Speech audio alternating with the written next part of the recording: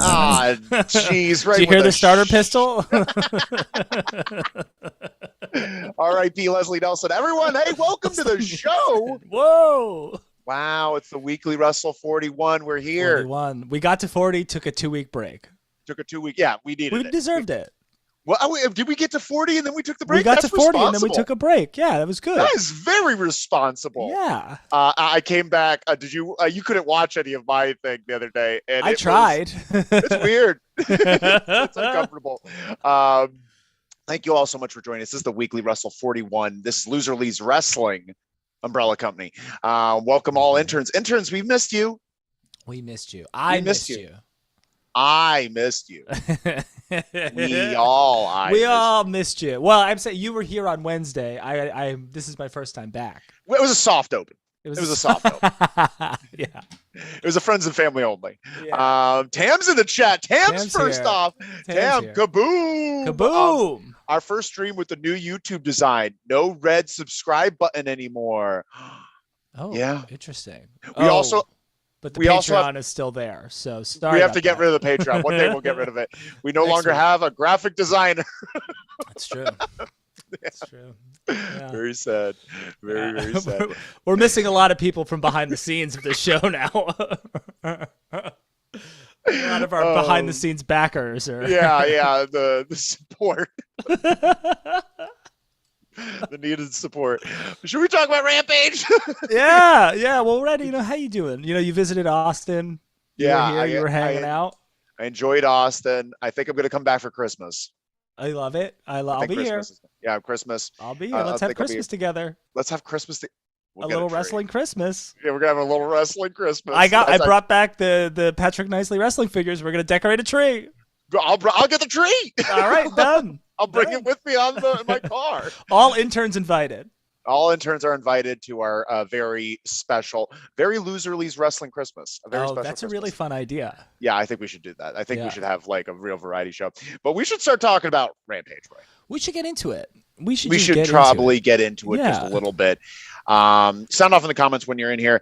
Well, the show, it sucked and I hated it.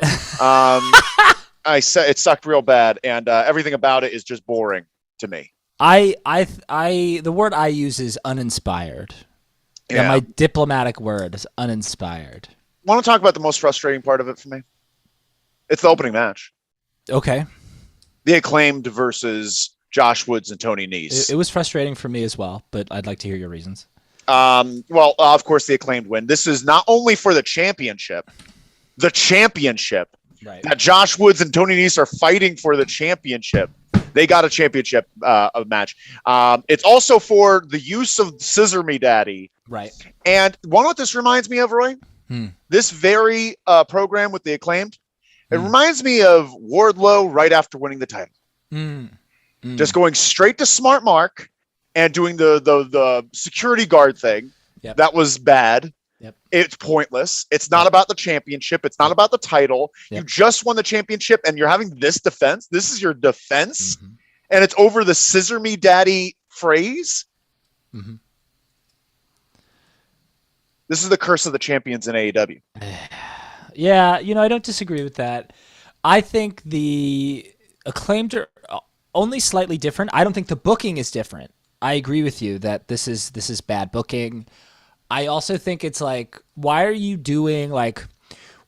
even bother doing something like this when the blow off is in a week? Like, why are you doing this feud? And why are you doing this feud with two people who you haven't booked well to begin with? And then on top of that, you don't even give them an entrance. So I automatically know what the deal is here. I know what the score is. And it's all about Smart Mark, and you've never given Smart Mark any wins ever in any scenario. So, there's nothing good about this. I'm hoping that this is just killing time until we get, the ladder match between Swerve and Lee versus the Acclaimed to blow that feud off completely. It just feels that, I don't know. It just feels like they're ruining the Acclaimed. The Scissor Me Daddy, the very fact that they're doing I bought the Scissor Me Daddy thing. It's just overkill. It's overkilling the whole gimmick, They're doing it to death. Yeah, I just think we should pump the brakes a little bit on the whole killing of the Acclaimed thing. It's only been a week. They did this quick and they blew it off. But if they don't if they don't have a good feud here coming up, then yeah, they will slowly die over time. It's true. And did you hear what Tony Nese and Josh Woods are called now? The power athletes? Varsity athletes. Oh, that's funny. What does that remind you of? The varsity blondes. Yeah. Yeah. Yeah. Well, they also, Tony Khan recently did filed a claim. I don't know. How do you call it? For a copyright for the varsity club. Interesting. So I think the varsity club. He's trying to bring the varsity club back. Interesting. Which should be interesting. Well, that's actually, I'm into that. Woodsy the Beast is in the chat. Woodsy, welcome back, Woodsy. Welcome back. Oh my God, what happened? Roy? Yeah? What just happened? I see you. I hear you. Everything just went away. Yeah, but you're right there. Okay, everything's okay. Woodsy the Beast, welcome to the chat. Woodsy says, why do anything when Tony Nese is in the match? You're right. Yeah.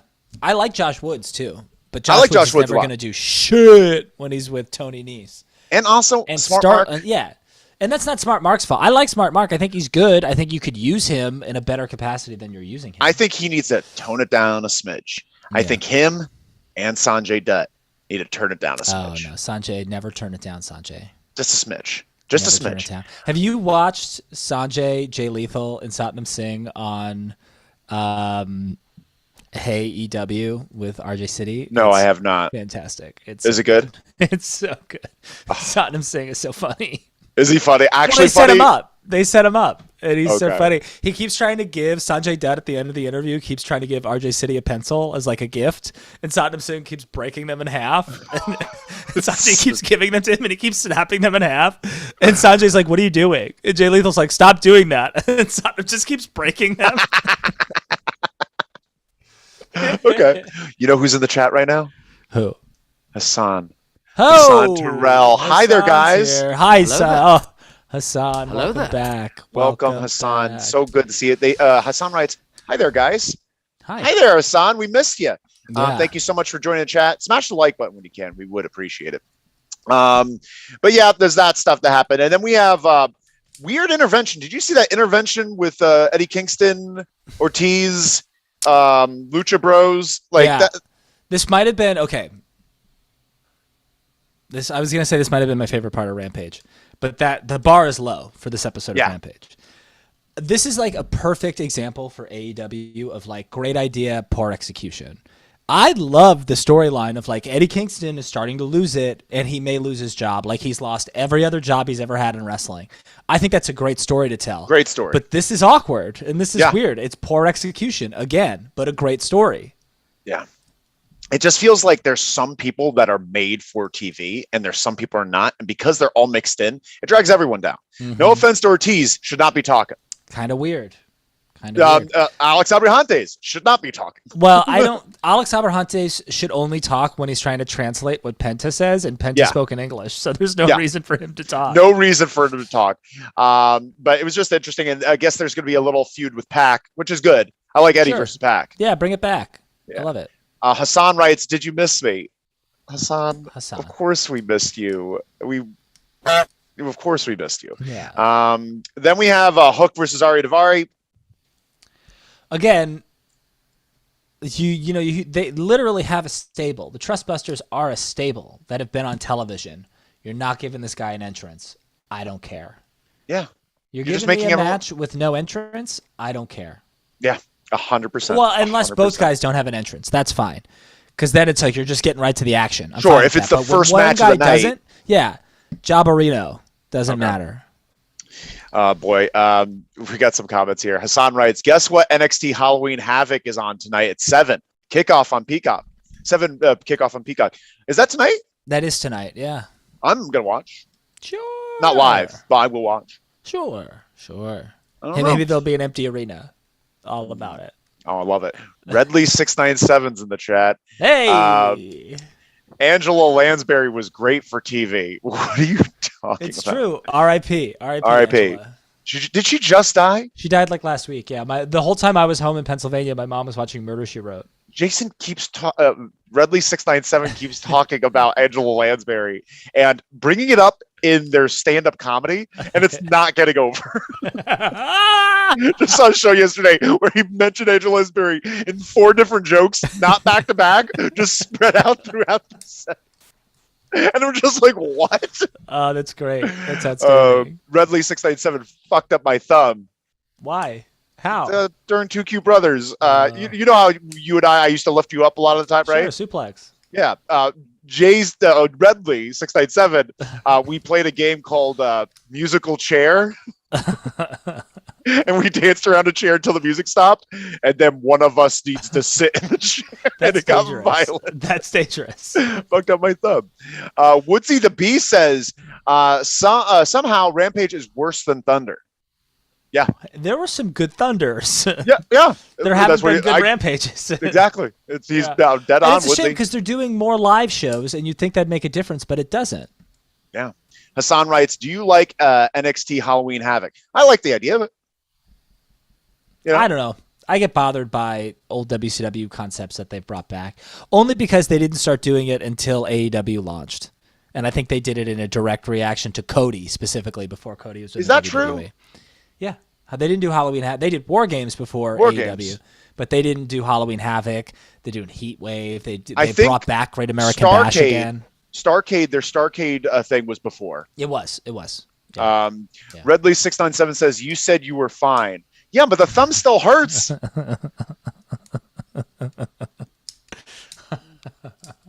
we got to keep moving on. We got Willow Nightingale versus Layla Gray. Totally whatever, because Layla Gray is whatever, but Willow's great. And she's all elite. Officially has a contract, which is great. She should be the person that beats what's her face, Jade, but that won't happen. No, it won't, because they're idiots. And then the main event is Orange Cassidy. Wait, I also want to talk about how frustrated I am that they did this thing where Homegirl was like, "I'm not going to leave the ring." And then she starts beating up security guards, which is like cool to watch a woman kick the shit out of male security guards. But the entire time, Excalibur is cutting, like is saying whatever it is that they're going to next. It never takes the time. And the camera is literally panning away and fading out as this is happening, treating it like it's absolutely nothing. So that's cool. That was good. Jade, huh? That's Jade, yeah. Oh, man. That's a botcharoony. Oh, I think Hassan has a very specific message for you, Roy. Do you like spooky matches? No. Oh, interesting. Hot take. Yeah, well, like Hassan, what, though, Hassan? Give me an example Hassan, of a spooky match. Tell me your favorite spooky match, and we'll tell you if it's I like like in our spin the wheelhouse. wheel, make the deal. Yeah, spin the wheel, make the deal's great. Also, I like blindfold matches. Interesting. Yeah, they're fun. You love, if someone asked me what is Red Jefferson's favorite wrestling match, I wouldn't have a definitive answer, but I would say I know for a fact that D'Lo Brown versus Triple H in a blindfold match is in the top 5. That's 2002, dog. Yeah. That's 2002. We should watch that Raw. Honestly, that's a really great idea. Redley697 says, "You know who's not fine? All the loved ones lands buried left behind." That's one of the jokes. Is like Angela Lansbury, more like Angela Lansburied. I bet you Redley697 wishes you were in that crowd. Really, no one laughed at that. There was because they have a series of ones that progressively get funnier. I forget, Gordon Ramsay. Good thing he didn't die. Either he'd be Gordon Ramsay, or he fucked it up. The Flow Rider, and it's supposed to. I thought it was funnier if it said Flow Ridden, but they said Flow Road. Flow Ridden, I think is funnier. Both are good. I don't know. Well, let's see. Tell us what you think. Flow Ridden or Flow Road? And the end of the night is Orange Cassidy versus 10 versus Roosh for the European title. What did you think of it? I thought poor use of Roosh. 10 needs to lose his mask.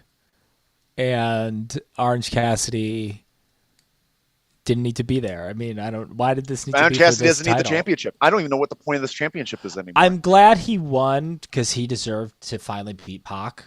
And but why did he deserve that? Like, what did we think this championship was supposed to be? I understand what you're saying. Like a title that is touring, touring title. Yeah. With like international superstars. And that's why it was good that Pac was doing it. Yeah. And then it moved to Orange Cassidy, and 10 is in this match. Yeah. Where are you from, 10? Parts unknown? I'm taking this title back to parts unknown. Oh man, it's just nuts. But that's the end of the night. We should really talk about some news though, Roy. We got to get into the news. We have much time on that nothing comment. show. Hassan writes, I like the cage match fight pit match. I do actually like the fight pit. And it's a little spooky. It's a little spooky. That's a good point. Of course, I like hardcore matches. Of course you do. Honestly, hardcore matches, pretty spooky. Sure, you never know. Honestly, so would you change your answer now, Roy? Do you like spooky matches? If a hardcore match is spooky. Yeah, we'd call hard. I think that the interns have decided hardcore matches are spooky, and we should honestly we had a really spooky hardcore match tonight on AEW Dynamite. That's what we'll say. Yeah, refer as spooky. We're just building the lore. Thanks so much, Hassan. Yeah. Redley697 says, y'all watch RVD's thoughts on CM Punk. Nothing hurts more than Rob saying that he's not digging your energy. Did you watch it? I didn't. I thought RVD was on CM Punk's side. Yeah, he's just being a little. He's just like, yeah, dude's got an ego. Not saying it's a bad thing, but blah blah blah blah blah. Not digging his vibe. We have to talk about the news. Yeah. Let's go to the first item on the news. Tam, thank you so much. Everyone, give it up for Tam. Tam's doing a great job. Kaboom! And by the way, you're kaboom. Also, make sure to sound off in the chat and like the button. Kaboom it. Kaboom button. Tammy Kaboom is waiting for more kabooms. Woodsy says, I love the zombie lumberjack match with the Miz. Oh yeah, Woodsy. Hell yeah, Woodsy. Let's go. Did you like that match? I can't remember it. Okay, I think honestly that's probably I don't remember it, but I can say that that's probably my favorite lumberjack match of all time. Okay. I could easily say that had more entertainment value than any other lumberjack ever made. We have to talk about this next. Okay, now Hangman Adam Page is okay. He's okay.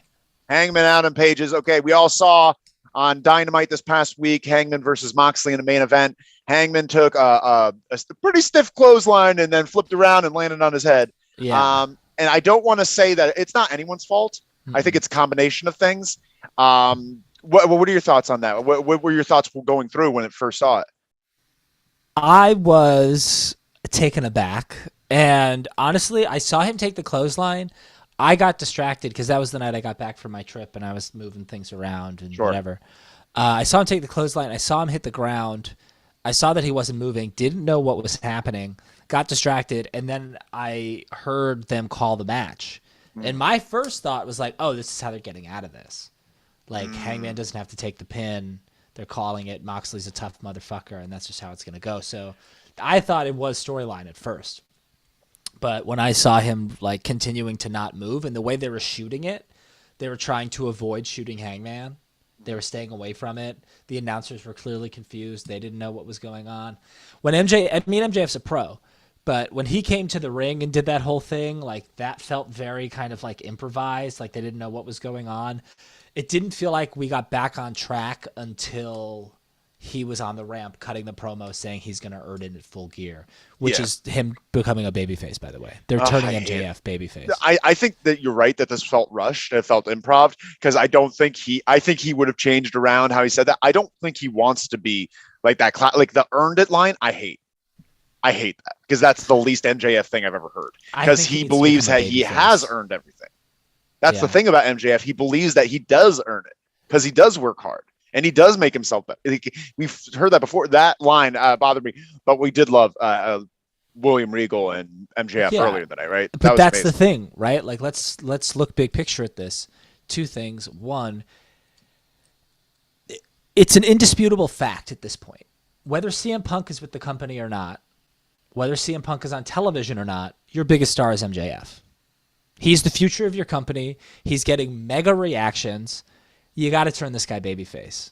You got to. There's no way around it. Now, hold on. You can turn him babyface while also continuing to allow him to be himself. Stone Cold. But you've just got to tweak it a little bit. And this is the beginning. Regal is breaking his brain. Regal is convincing him that he needs to fucking earn this. And that all of this shit that he's talked about, the Regal email, the story about CM Punk and him and meeting Punk and all of that, it's all Regal saying like, yeah, that sucks and that's really hard, but we all have hardships and all of this has made you a bigger and stronger person, and now you're going to be ready to take on the biggest and strongest person in the company, and you're going to beat him.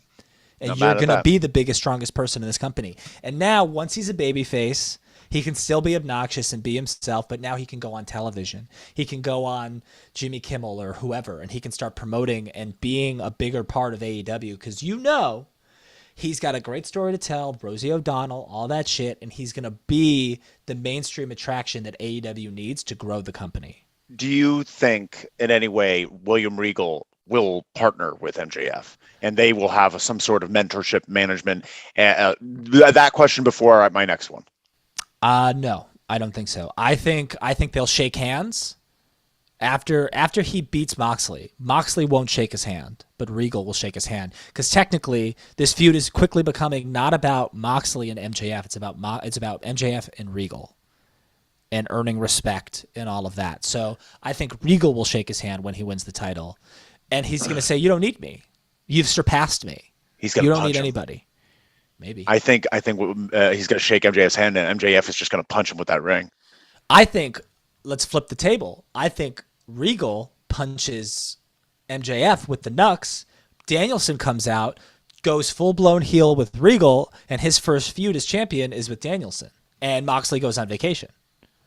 That's interesting. Man, I think they need to break up the Blackpool Combat Club. Knowing AEW, they'll just like do that thing where like Regal and Danielson are heels, but then Cesaro and Wheeler will just be like out there. Look this fucking neutral as like in limbo. Real Sweden. Real Swedish. Real Sweden. Hassan says, how about spooky movies? Any spooky movies you like, Roy? I like no. Well, I like spooky movies. I like some. I don't like a lot. I haven't seen a lot. Of spooky movies. What's your favorite spooky movie, Hassan? Hassan says, did you guys see, I guess AEW moved last Tuesday night and Dark on special matches on 7. Easy. Yeah. Yeah, I saw it too. Yeah, but thank you so much, Hassan. Let us know your spooky movie, your favorite spooky movie. We have to move on, though, Roy. We have to move on because you mentioned CM Punk before. Next slide there, Tam. We're going to talk about CM Punk is unlikely to return to AEW, Roy. Unlikely to return to AEW, and reports are Ace Steel has been let go. Which, foregone conclusion. Makes sense. Kenny Omega still has bite marks. There's talk of buying out the contract. Yeah. Buying out the AEW contract. But the big hiccup there is the non-compete clause, because apparently Triple H is open. Yeah, sure. I would be too. Do you think CM Punk's open? I think he's a piece of shit if he is. But hey. Why is he a piece of shit if he is? Because I just think like how much like I've learned. Okay, piece of shit's aggressive. And also I should say, by the way, I'm going to be a little disappointed if I actually do never see him in AEW again, which is crazy coming from me because I've been saying so many terrible things. But I will be disappointed because as time goes on, things soften, and you've got this guy, you might as well try to use him. My whole thing is I think I've learned a lot more about CM Punk since this whole Brawl Out situation, and I just think he's full of shit. I think he's completely full of shit. Like, we've since gotten all those times that he was like, I don't even watch wrestling anymore. I don't care about wrestling. Wrestling's stupid. I'm over it. As part of my life, it's gone. It's done. We then later found out that he never stopped watching wrestling. He was always watching wrestling. He was watching all the pay-per-views while he was gone. He would get together with people and watch old wrestling. He never stopped. It never stops. He's full of shit. So for all of these times that he was like, I'm never going back there. The grass isn't greener. Like, for all you people who are excited, like, no, it's bullshit. Like, nothing's changed. It's all the fucking same. And then you're just going to go back there after all the things that you've said? You're just going to go back there? What a heel. I guess. But they're going to treat him like a babyface. He's going to want to be like a triumphant babyface. I don't know. And you know what? The WWE Universe will go fucking crazy for him. You know it. I'll watch. I'll be there. I'll be excited. But they're going to go nuts for him. I hope this is. And then he's going to say, like, 5 years ago or 7 years ago, I left professional. What was it? What did he say? He said, like, 10 years ago, I left professional wrestling, and now I'm back. So what's he going to go back and be like, I left professional wrestling, I came back to professional wrestling, I left again, and I'm back in sports entertainment? Like. My question is, the whole thing that happened, backstage altercation, was that a work? No, it wasn't a work. It might be a work. We're hoping it's a work. Come on, everyone. Let's hope it's a work. I think we're going to see the Bucks and Omega soon. Well, there were mentions of them on this past Dynamite. Did you see the pictures of them when referencing Ring of Honor? They showed. They showed Punk. They showed Punk and the Young Bucks. And I think Kenny. They mentioned the Elite at one point. The Elite were in the Trios Championships. Yeah, they mentioned the Elite. And so we'll see. Asan writes, Trick or Treat, Scooby Doo, and Bring It On, Cheer or Die movie. I haven't seen those. Roy, have you seen Bring It On, Cheer or Die sounds fun. Did you see the trailer, Black Adam trailer, last night? Did you see it? I've seen commercials for it. I'm not into superhero movies. Yeah, I'm not terribly into this either, but I'm probably going to see it. Sure, of course. I'll probably see it. I support The Rock and The Rock's endeavors to expand wrestling. Yeah. Well, he's bringing it to the masses. Yeah, you're right. You're spot on. We have to keep moving on, though, because we got some more things. Next slide there, Tam. Just in terms of Kenny Omega, we were just talking about him. Unable to participate in the Triple Mania event. Yep.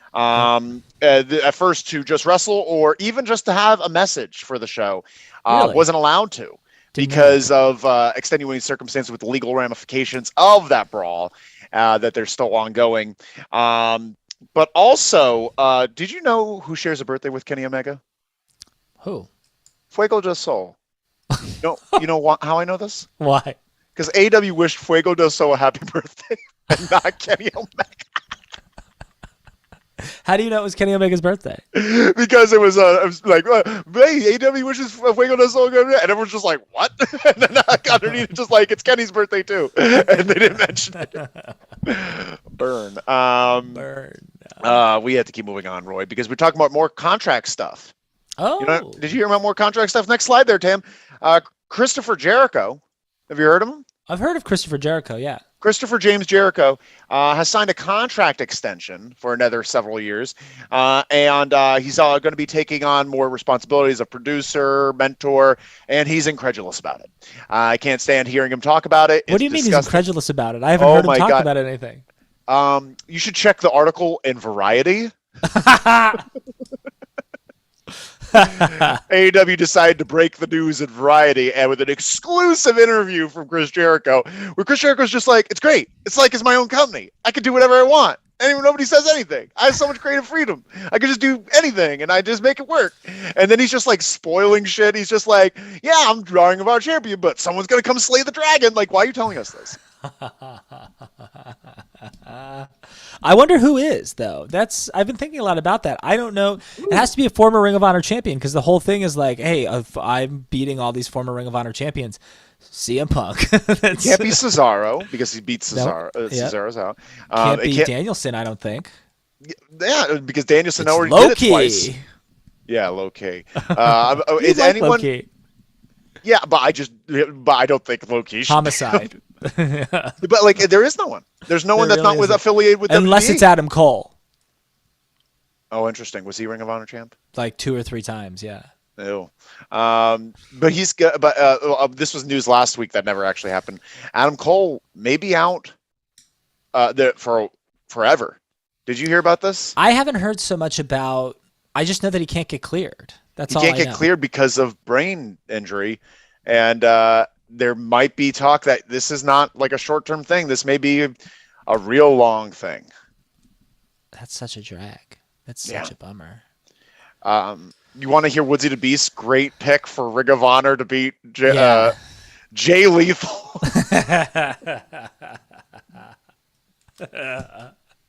Oh, I think actually we have a audio clip of Jay Lethal coming out. That's the audience reaction when he wins. He beats Chris Jericho. It is funny. I'm going back to this Hey EW interview with the three of them.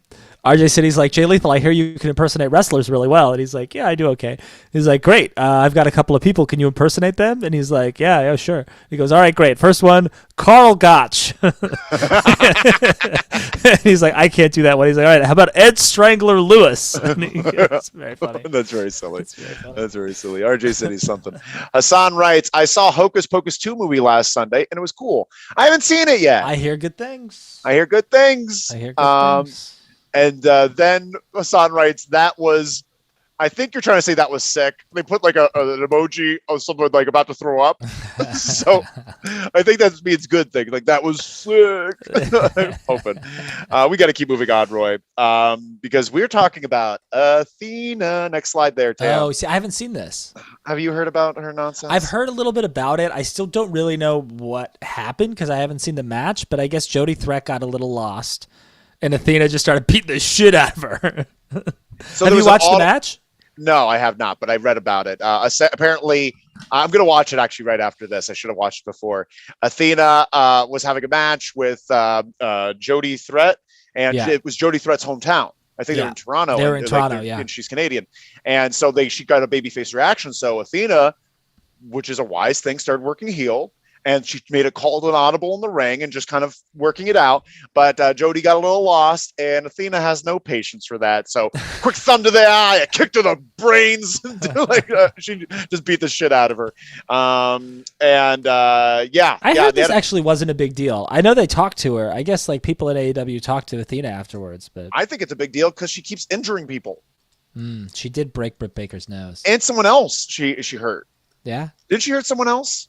I don't know. I think Britt was the second person. I don't think she really hurt Jody Threat. I think she's a little banged up. It's just irresponsible. Yeah, totally. I agree.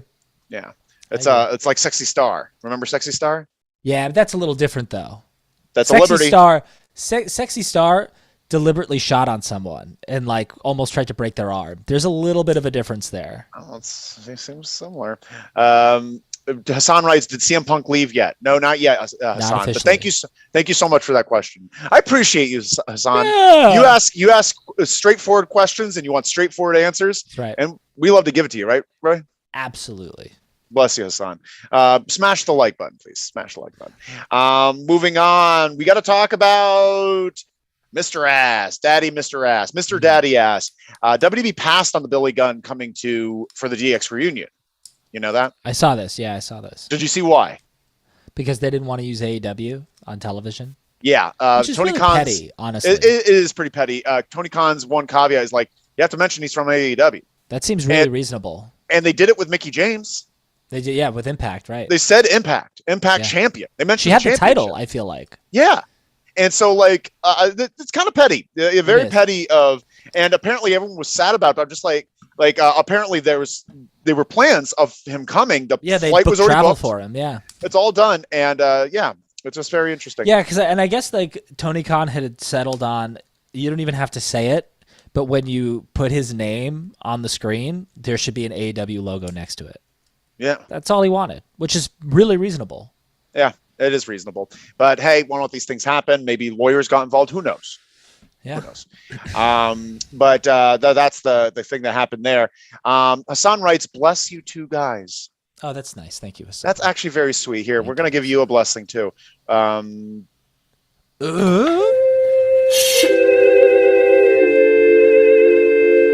good. Okay. Good job, Hassan. That's our blessing. That's a LLW blessing to our interns. Moving on. Triple H has COVID. Next slide there, Tam. We got Triple H. Hopefully you're able to get that GIF. There's a GIF of Triple H just like angry but drooling, like, and I just like him having COVID, like rabid COVID. Yeah. But we're sad that he's not feeling well. And he's gonna be back soon. But let's just quickly take a second to talk about some new things Triple H has been doing. Let's see. Elias is back. Ezekiel's still out with a career-ending injury. JBL is with Baron Corbin. And did you see JBL's interview with Baron Corbin? I saw JBL's giant pants. That's all I saw. That's how you get heat, boys. That's how you get heat, new generation. He cut a fucking monster heel promo, just ripping everyone apart. It was pretty fun. I think you'd have a fun time watching it. And Baron Corbin's getting repackaged. And the best part, which I think you will be happy with, Roy, even though you disagree with my heavenly music, I could tell in your eyes, King of the Ring's coming back. That I do like. I think that's exciting. And that's something that Triple H is definitely pushing for. Yeah, I think he's doing a lot of great things. I think War Games and Survivor Series is a lot of fun. Yeah. I don't know what the fuck's going on with Bray Wyatt, but I like that Bray Wyatt's kind of being normal a little bit. Again, I've only seen clips. I haven't really seen the whole shows. I'm not there yet. But yeah, I mean, don't get me wrong. It's good. It's all good. I watched the night that you went to Egos, whatever Monday that was, a couple of weeks ago. I watched the first 20 minutes of Raw, and I loved it because it was just a promo with the Bloodline, and Sami Zayn's incredible, and bye Red, and Roman Reigns is incredible. You're there. Your video dropped. He's back. Maybe. Are you here? Hi. Yeah. Hi. Yeah, I mean, look, I think there's a lot of good things happening right now. Don't get me wrong. I mean, we watched Extreme Rules, and it was a lot of fun. Yeah, it was a lot of fun. And apparently on Friday, actually, Hassan just asked, did you guys see Jey Uso attack Logan Paul? I didn't see that, but apparently it was a pretty fun little moment, and apparently more tension in the Bloodline. We might see Jey Uso break off from the Bloodline, which I'm excited about. Interesting. Yeah. Jey Uso's doing a great job. Yeah. I'm never sure which Uso is which, but Jey Uso's the jealous one. Yeah, we need Brooklyn Bleak here. Yeah, Brooklyn knows, but Brooklyn knows. But we agree, Hassan. The Uso that wrestled in singles matches against Roman Reigns in 2020 is really talented. You think that's Jay? I think that's Jay. I think Jimmy was the one that was out with some legal personal problems. Stuff. Yeah. But we have to keep moving on because we have real sad news. Actually, okay. Right now, real sad news. Next slide there, Tam. We at LLW, our hearts go out to Kevin Nash and the Nash family. Heartbreaking news. Kevin Nash, good friend of the show, constantly giving us support and helping us out with all our podcasting. We helped him out when he started his podcast. Click this. Make sure to send him some emails saying that Loser Leaves Wrestling gives their condolences and that they would love to have you on the show whenever you're free to talk about this and just kind of shoot the shit, catch up. Yeah. But yeah, his son died, 26 years old. Yeah, it's really sad. Unknown causes, their only kid. Very sad stuff. There's not much to say about it besides the fact it also happened on Scott Hall's 64th birthday. Really? Yeah. Passed away on the 64th birthday of Scott Hall. That's tough. Rough day for Kevin Nash. We definitely give out our condolences and hope him the best. Absolutely. Do you have a fun Kevin Nash memory? It doesn't have to be your favorite one, just one that pops up in the top of your head that you'd like to share. I'm telling you, this is non-wrestling, but if you've ever seen the show Detroiters, he's in an episode of Detroiters, and he's a fucking treat. He's incredible. You keep telling me about this. I have to check it out. It's so Tim Robinson and Sam Richardson are owners and operators of an advertising agency that was passed down to them from Tim's dad. And Tim's dad is played by Kevin Nash. But Tim's dad went insane and had to go into an insane asylum. So Kevin Nash, in this one episode, escapes from the insane asylum and takes the business back over for one episode. And he's incredible. He's incredible. I mean, he really is really talented. There's some things that he says that I disagree with, of course. But, as you get older, as a human being, as you get older and you're a wrestling fan, you come to appreciate Kevin Nash more and more because you're in the real world more and more, and you work just like Kevin Nash did, except you weren't working in wrestling. You're just working at your job. So you hear all the things about, I'm not working any more than I need to. And all of these things that he talked about. It's like, maximize that shit. Who gives a fuck? I love it. Yeah. I love Kevin Nash. It really makes a lot more sense now. Yeah. Oh, you don't understand wrestling. Yeah. No, he understands he gets wrestling. He gets it. But blessings to the family. Hope they're doing okay. Hope they're able to get through this time. It's hard. It's hard. Really hard. And we have one last story for you, Roy. One last story for you. It's not even a discussion piece because my discussion piece was CM Punk potentially go to WWE. But we have Women of Wrestling. Oh, wow. Their third show has outperformed Battle of the Belts. 324,000 people watched, more than Battle of the Belts. What channel is this show on? It's on a CBS affiliate, and I think we're able to watch it. Interesting. I think we're able to watch it. I think it's available in the Austin and LA network or markets. I'll look it up. But yeah, I just 334,000, and I'm sure AJ Lee is very happy about that. Yeah, producer and color commentator. I'm going to watch a show today. Okay, let me know what you think. Let me know if you find it, where you find it, and then I'll go watch it. I'm thinking Sling. Woodsy the Beast says all of Kevin Nash's matches with Bree were awesome. Bree. Who's Bree? With B-R-E. B-R-E. With Bray? Yeah, I thought that. You're going to have to give us more clarification on this, Woodsy. Who's Bree? But that's the end of the news, Roy. That's the end of the news. That's the end of the news. Well, I have a special announcement to make that next week, I couldn't do it this week, but next week we got a new top 10 coming your way. A new top 10 transitional champions in the history of professional wrestling. Oh, very subjective. I can't wait. Yeah, well, I think I'll be able to prove my point here. Okay. What is your definition of transitional champion? I'm still working on that, but essentially, I'm essentially like someone who is given the heavyweight title on the road to a major show in order to make the championship changing hands be more significant.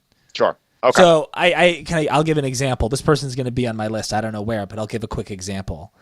Bret Hart is a transitional champion. Now that being said, he's had other more serious, great title runs, but he was a transitional champion. He won the title from Kevin Nash, Big Daddy Cool, at Survivor Series 95 in order to elevate the main event of WrestleMania 12 to be against Shawn Michaels, to build and create the star that is Shawn Michaels. They gave the title to Bret, so Shawn could then beat Bret. Okay. All right. So champion. That makes some sense. And then Woodsy clarifies all that BRE is actually Bret. Oh, yeah. They forgot the T. So, yeah, all the matches with Bret are awesome, and they are. Awesome. They are awesome. Yeah. And also, they just he's a good big man. There's a sweet story that Bret has in his book about before the last match he ever has in his career, before he came back and fought Vince. The last match he has on Thunder. And have you ever read any of Bret's book? Yeah, I read it. I love this. Well, I can't remember it, but it's honestly really sad. It's not. I think it's fun. It's sad, though, that Bret, in his last match ever before he came back for the fake matches that he had, he couldn't even wrestle in his gear because his gear had gotten stolen because Doug Dillinger, the head of security for WCW, fell asleep while guarding the locker room, and a fan snuck in and stole Bret's bag. So he's in like his long like jean shorts and his NWO t-shirt, and right before he's fighting Nash on a Thunder. That's the last match he ever has. And right before they're about to go through the curtain, Nash turns to Bret and he says, "Hey, just so you know, the best matches I ever had in my career were against you." And then Bret's last ever match was against Nash. That's beautiful. That yeah. Bret and Shawn were his two best opponents by far. Yeah, 100%. But that's the end of the news. That's the end of the news, and that's the end of the thing. But we have to do our Hall of Fame. We got to do the Hall of Fame because people have been aching for this Hall of Fame, and I'm going to need you to start this one off. I'm going to start this one off because I think there's the obvious slam dunk recipient of the Hall of Fame this year or this week is Maxwell Jacob Friedman. But that being said, Maxwell Jacob Friedman is banned from being inducted into the Hall of Fame because he's already been inducted into the Hall of Fame multiple times. Yes. We can't just keep inducting the same person. That's true. So I'm going to go the opposite direction. Well, not the opposite direction. I'm going to go with the person who opposed him in this monumental moment in MJF's career. I'm going to induct William Regal into the weekly LLW Hall of Fame. And the reason for that is, like so many people who've come to AEW, they've been given more creative freedom, and sometimes that isn't always a good thing. And Regal's been like wacky, and he's having a good time, and he's calling Excalibur a tulip, and he's like doing all these fun things, and it's great. But Regal knew in that moment that he needed to turn it on, and he turned it on, and he did a great job. He did a really great job. Honestly, one of the best promos of his career, right then and there. A great job done. Excellent choice of putting William Regal. My inductee this week is MJF. And because dude can fucking go. Yeah, he fucking lit it up. I know you banned him just a second ago. Yeah, just because we keep inducting him. I'm going to put him with William Regal as a tandem for my induction. So it's not just him. So There William Regal's getting in twice. One as part of a group and one as a part of a single. That's pretty impressive, actually. That's the first time pretty in LLW history that been nominated the same day in both a group and a single. Amazing stuff from MJF, though. And also for coming out at the end, even though it wasn't his best work, but for coming back out at the end and ad-libbing and like making it work after Hangman got hurt. Really and good it point. just it was really it's a hard spot to be in, and they trusted him to do it, and he did it. Hassan writes, "Okay, I'm back, Wazoo, and we're back. I'm glad you're back, Wazoo. But we're getting out of here. We're getting out of here because we're sleepy." Thank you all so much for joining us. This has been Loser Leaves Wrestling. Give a good clap for Tam. Tam doing it. Tam is back. Doing great job, and we're back. Honk, honk. We're back. We're gonna be here. We're gonna be here on Wednesday. Next Wednesday, right? We're gonna be here on Wednesday. We're gonna be here Wednesday. Right after when? Right after AEW Dynamite. Oh, that makes sense. Thanks all so much for joining us. Check us out. Find us online. Find us on podcasts and Instagram and things we post there. We do. Definitely do. What? We do. Thank you so much, everyone. Have a great one. Roy, say bye to everyone. Hey, everybody. Goodbye. Bye. What? Bye. Bye. What?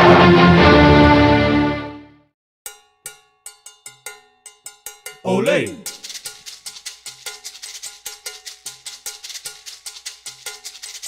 Ole.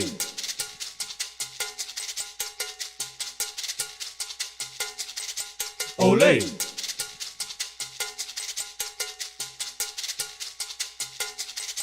Ole.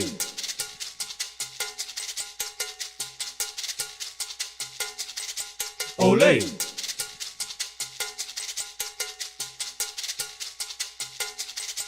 Ole.